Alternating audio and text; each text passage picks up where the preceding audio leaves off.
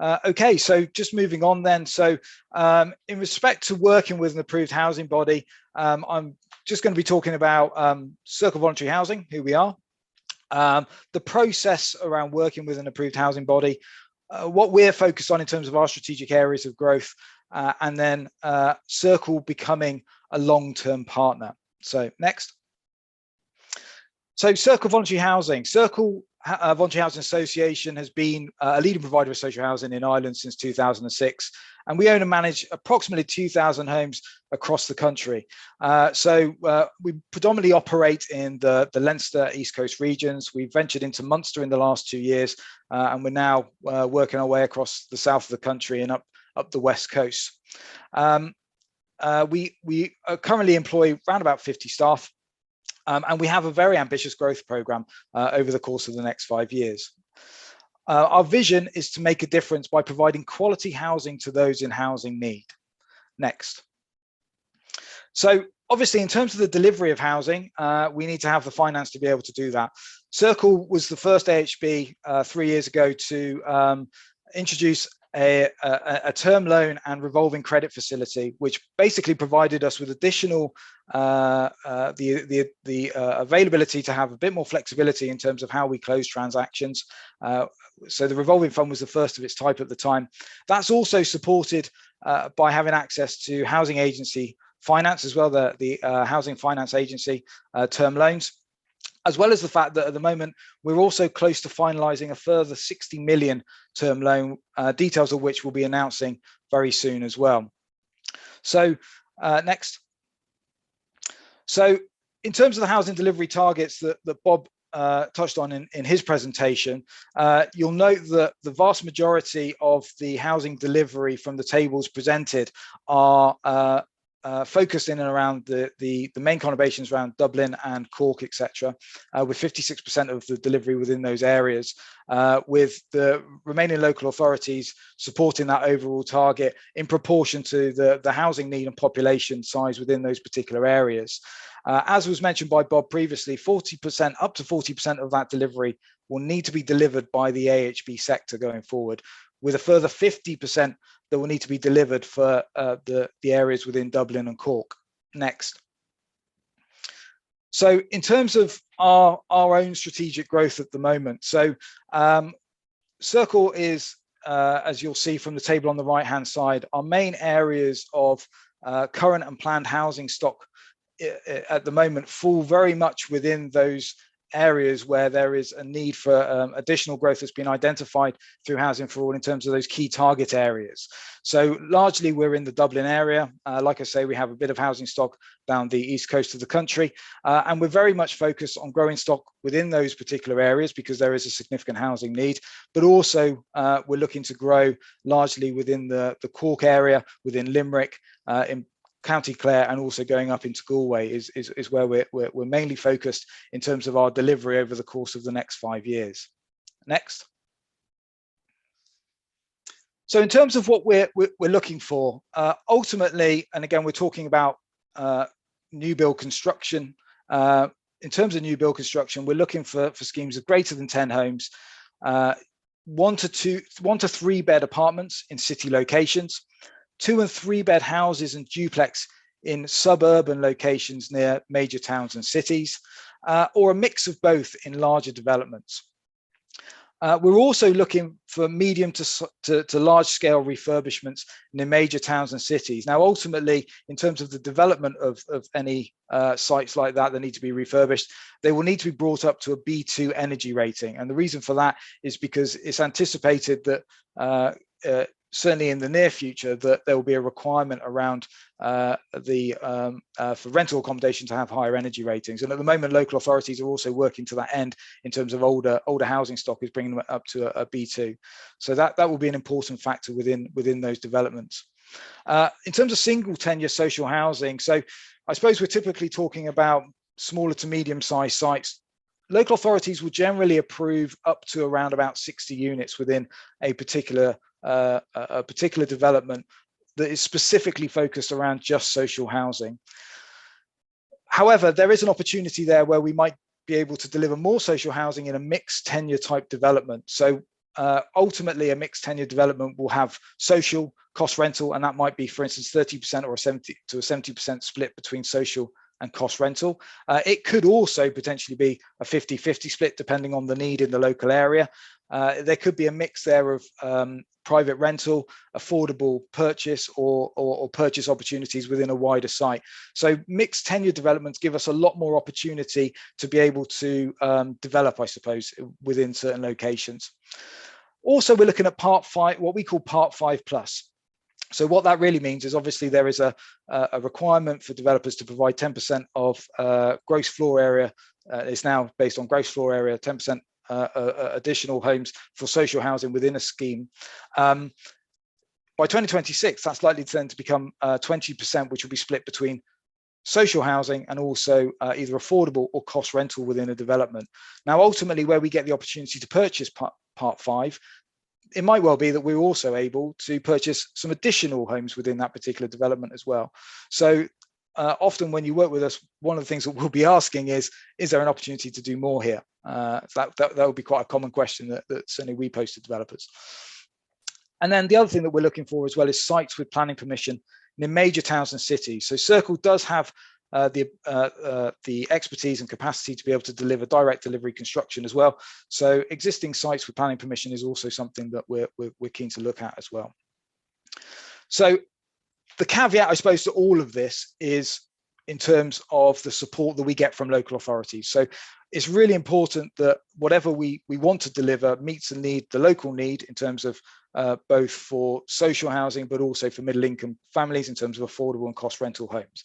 And ultimately, it's the local authority with their plans for the delivery within their local authority areas, and also their understanding the needs analysis for each of their individual local authority areas. That's what we need to comply with. So anything that we want to push forward, the first stage for us is always to get that approval from local authorities. Next.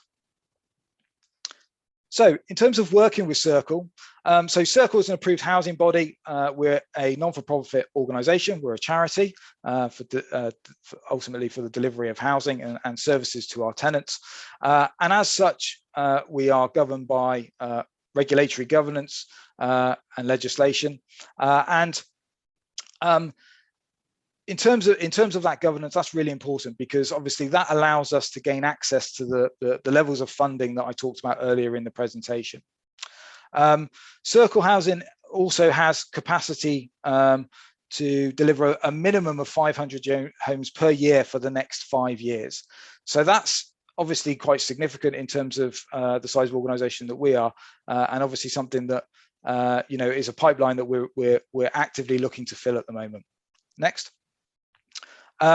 We have also access to significant levels of funding, which are demonstrated earlier in terms of the term loan and revolving credit facility that we have with AIB, access to low-cost term loans with the HFA, and also the 60 million credit facility that we're looking to finalise in the very near term as well. Ultimately, what we're looking for is long-term relationships with developers. We have a very collaborative, we want a very collaborative approach and be able to, I suppose, plan our future pipeline with some key partners. So that's an important feature of the way that we work with developers. Next. Our objective is to deliver quality housing in areas of housing need and that meets the needs of our tenants. So ultimately, what's really important to us as an AHB, but also which has been highlighted in the Housing for All strategy, is the need to develop housing that is suitable for older persons, for people with disabilities, but also that allows people to age in place. So lifetime tenancies is a really important feature of the way that we deliver housing. We want our tenants to be with us for the long term. So we want to be able to deliver homes for them that they're able to stay in over the longer term. Next. We've got a really experienced team within Circle. We've added to that in the last 12 months. They're a very professional team of people with a great deal of expertise in the delivery of housing. Next. So in terms of the way that we work for purchasing homes, we typically work on a forward purchase development agreement. That is particularly useful to developers in terms of gaining finance for the delivery of their developments.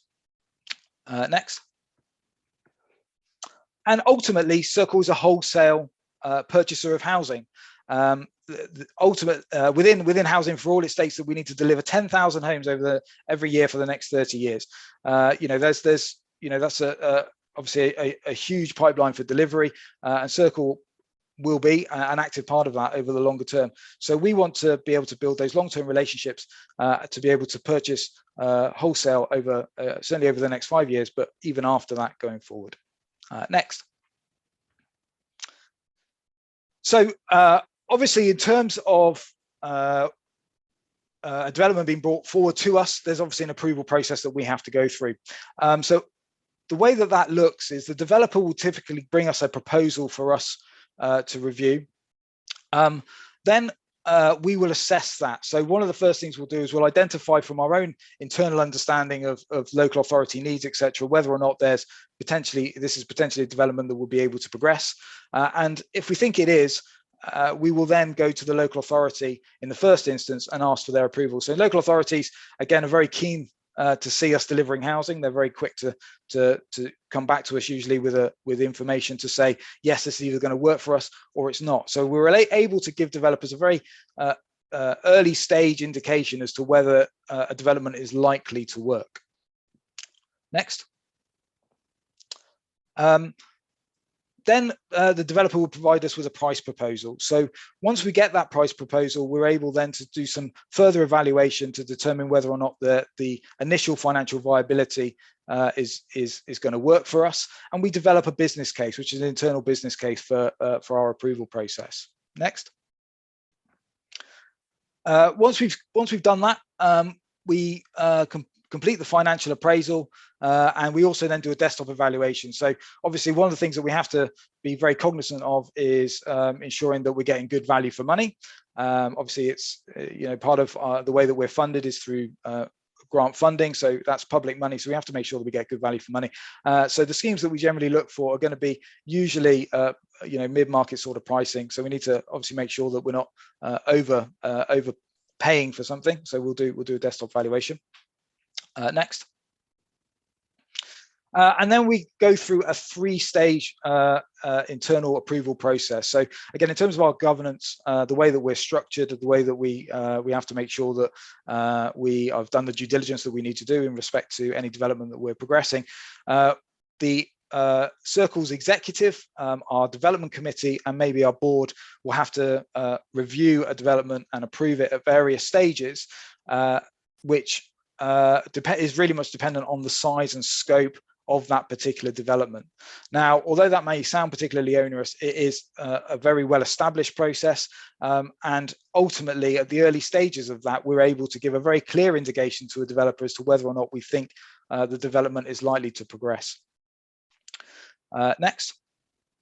And then once we've got that stage approval, depending on which stage we have to go to, depending on the size and scope of the actual development, we're then able to give that formal offer letter to the developer, which at that point is obviously really important information for the developer, because obviously at that stage you're able then to go to whoever your funders are to say we have a purchaser at the end of this process, and it gives that assurance at that stage. Next. So once we've done that, we'll then talk about specification. So we'll look at our detailed specification. So we have, most of our housing, we have a relatively standard specification in terms of what it is that we look for. It may vary depending on the type of development that we're talking about. And then we can agree heads of terms. And obviously that's for both parties to review and finalize. Next. Next stage then is to appoint solicitors. So obviously get solicitors in that process and get things moving in terms of contracts. Next. And then it's about negotiating and signing contracts ahead of obviously getting to site. Next.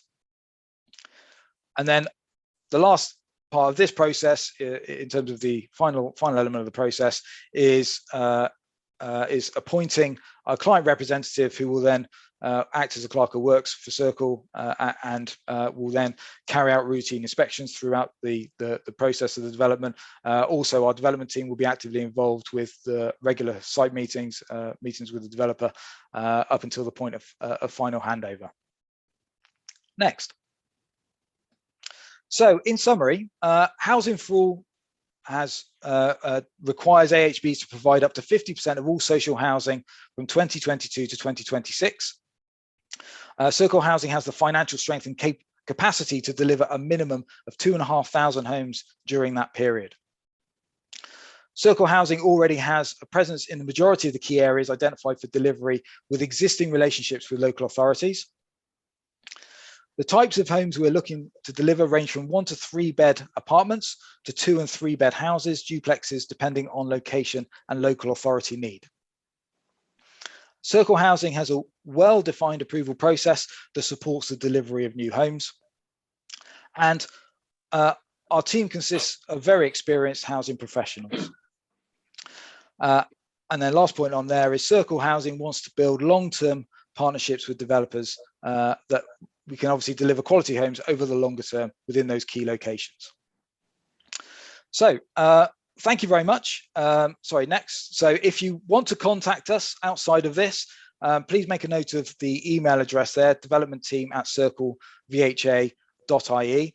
And by all means, send us any questions or queries that you have following this, or if there's anything that potentially you might think that you might want to work with us on, again, send the information to that email, and one of the team will be in contact with you promptly.